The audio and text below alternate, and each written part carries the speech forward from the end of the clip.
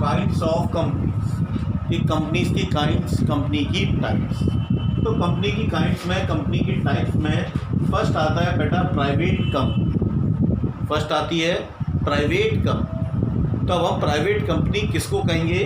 तो point number 1 है restrict the right to transfer it shares, कि जैसे किसी पर्सन के पास कोई शेयर है कंपनी के, लेकिन लॉ ने उसको प्रोहिबिट किया हुआ है, उसको रोका हुआ है कि वो अपने शेयर किसी अनदर पर्सन को ट्रांसफ़र नहीं कर सकता। तो प्राइवेट कंपनी के अंदर जो आपके पास शेयर है, वो शेयर आप अनदर पर्सन को ट्रांसफ़र नहीं कर सकते।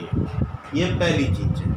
दूसरी चीज़ प्राइवेट कंपनी के अंदर प्रोहिबिट्स मतलब रोकना any invitation to public to subscribe for any securities of the company, कि प्राइवेट कंपनी जो है स्टॉक मार्केट के अंदर अपने शेयर्स, अपने डिवेंचर या कोई अदर सिक्योरिटीज़ को इशू नहीं कर सकती।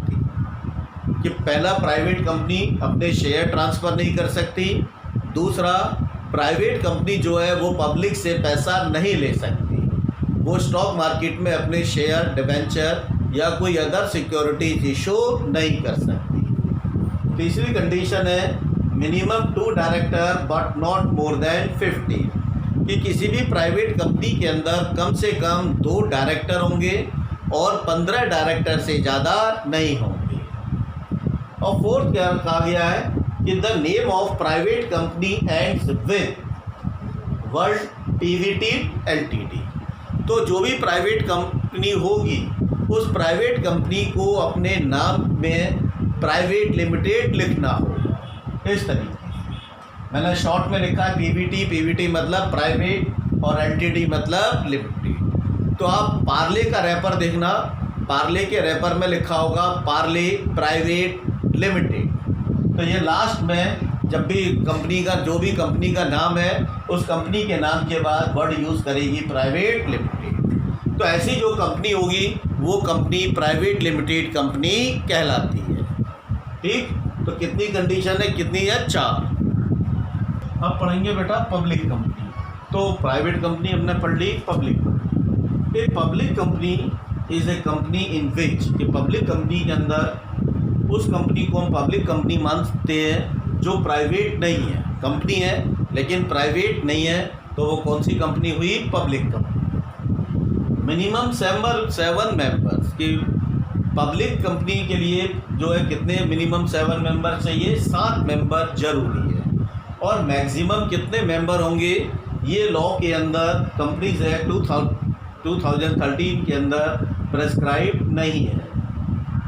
At the end of name, company अपने नाम के आखिर में वर्ड क्या यूज़ करेगी? लिमिटेड। तो प्राइवेट लिमिटेड कंपनी यूज़ करती थी प्राइवेट लिमिटेड, लेकिन पब्लिक लिमिटेड वर्ड क्या यूज़ करेगी?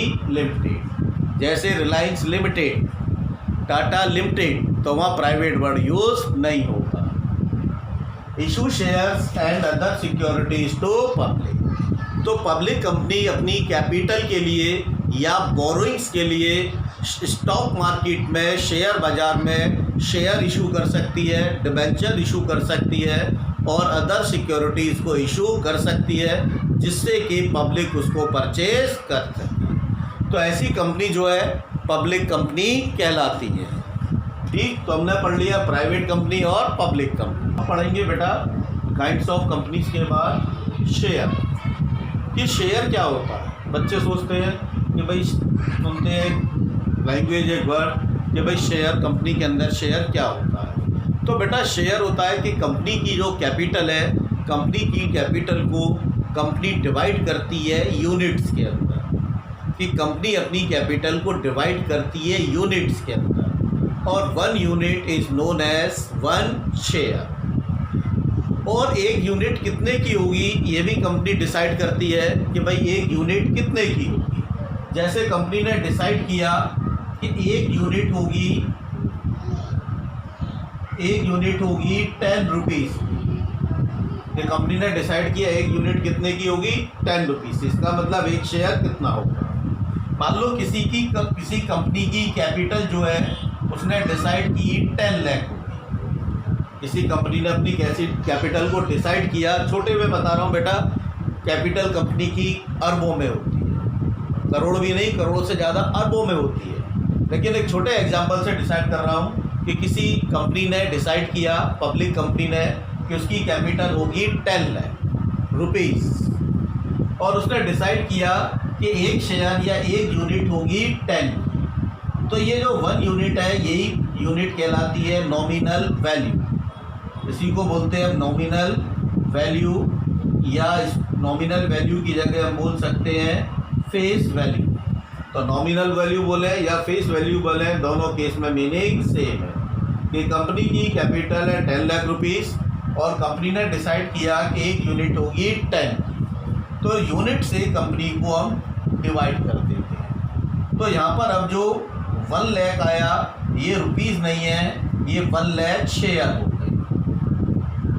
क्या हो गए? 1 लाख शेयर। अब कोई पर्सन है, वो 10,000 शेयर खरीदना चाहता है, तो इसका मतलब वो कितनी यूनिट खरीदना चाहता है? 10,000। और एक यूनिट कितने की है? 10 की। तो वो कंपनी को कितने रुपीज़ देगा? 1 लाख। तो एक यूनिट कंपनी की कैपिटल डिवाइड होती है यूनिट्स के अंदर, और 1 unit is known as 1 share. ठीक है, एक यूनिट कंपनी की एक शेयर कहलाती है, क्योंकि कंपनी अपनी कैपिटल कलेक्ट करती है पब्लिक को बेचकर। तो पब्लिक को क्या बेचती है? यूनिट बेचती है। तो 1 unit is equal 1 unit is known as 1 share.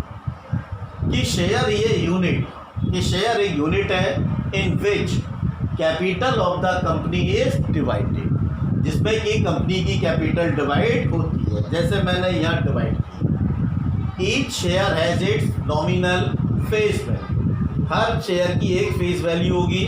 जैसे मैंने अज्यूम किया है कि 1 unit is equal to 10 rupees. Holder of this share, कि जो भी पर्सन इन शेयर्स को खरीदेगा, जैसे एक पर्सन ने 10,000 यूनिट्स खरीदी, 10,000 शेयर्स खरीदे, तो holder of this shares are called share holder. तो यहाँ पर जो पर्सन इस शेयर्स को खरीदेगा, इस यूनिट को खरीदेगा, वो कंपनी का शेयर होल्डर कहलाएगा, और या मेंबर ऑफ द कंपनी, वो कंपनी का मेंबर कहलाएगा। तो शेयर अब कुछ नहीं होगा बेटा, शेयर अपने आप में कोई वैसी चीज़ नहीं है, फिजिकल चीज़ नहीं है कि कंपनी की कैपिटल डिवाइड होती है यूनिट्स के अंदर, और 1 unit is known as 1 share.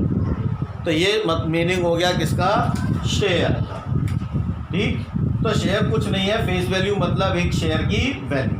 Share अपने आप में कुछ नहीं है, शेयर एक यूनिट है जिसको कंपनी बेचती है, और हर यूनिट की अपनी एक फेस वैल्यू है।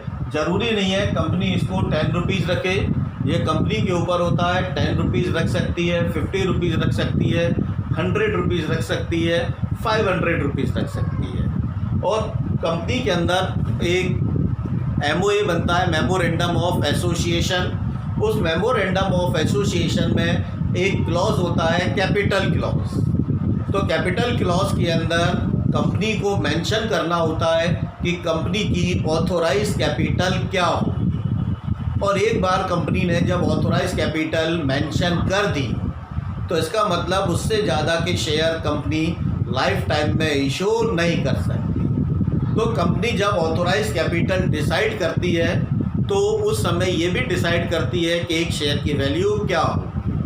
तो ऑथोराइज कैपिटल उसने लिख दी, एक शेयर की फेस वैल्यू लिख दी। अब उस ऑथोराइज कैपिटल को जो रुपीज़ में है, हमने डिवाइड किया शेयर की वैल्यू से। तो डिवाइड करने पर जो वैल्यू आ गई, वो वैल्यू क्या कहलाएगी? वो हमारे कंपनी के शेयर्स कहलाएंगे। आप समझ गए? तो वो ऑथोराइज कैपिटल एक बार फिक्स हो गई, फिर कंपनी उसको चेंज नहीं करती। तो शेयर बेटा अपने आप में कुछ नहीं है। कि जैसे हम कहते हैं कि शेयर क्या है, शेयर एक यूनिट है। कि सोचो कंपनी को भाई कहीं कलेक्ट करना है, कंपनी कैसे अपनी कैपिटल को कलेक्ट करेगी? तो कंपनी अपनी कैपिटल को डिवाइड कर देती है यूनिट्स के अंदर, और कंपनी उन यूनिट्स को बेचती है। अब जैसे मैंने माना एक यूनिट 10 रुपये की है, तो कंपनी अगर 5 यूनिट बेचेगी किसी को, तो उससे 50 रुपये लेगी। इसका मतलब कंपनी ने उसको 5 शेयर दे दिए। तो शेयर कोई फिजिकल नहीं है कि उठा के देती है। एक पेपर पे कंपनी का प्रिंटेड पेपर होता है, जिसे हम शेयर सर्टिफिकेट कहते हैं। उस पर कंपनी लिख के देती है कि भाई जो आदमी खरीद रहा है उसको भी एविडेंस चाहिए, प्रूफ चाहिए। तो कंपनी उसके ऊपर लिख के दे देती है कि 5 share each 10 is equal to इतना। कंपनी के ऑथोराइज पर्सन सिग्नेचर करेगा, उस पर स्टाम्प लगेगी और वो शेयर सर्टिफिकेट उस पर्सन को दे देगा जिसने उसको खरीदा है। वो शेयर होल्डर हो गया और हाथ में जो डॉक्यूमेंट है that is known as share certificate.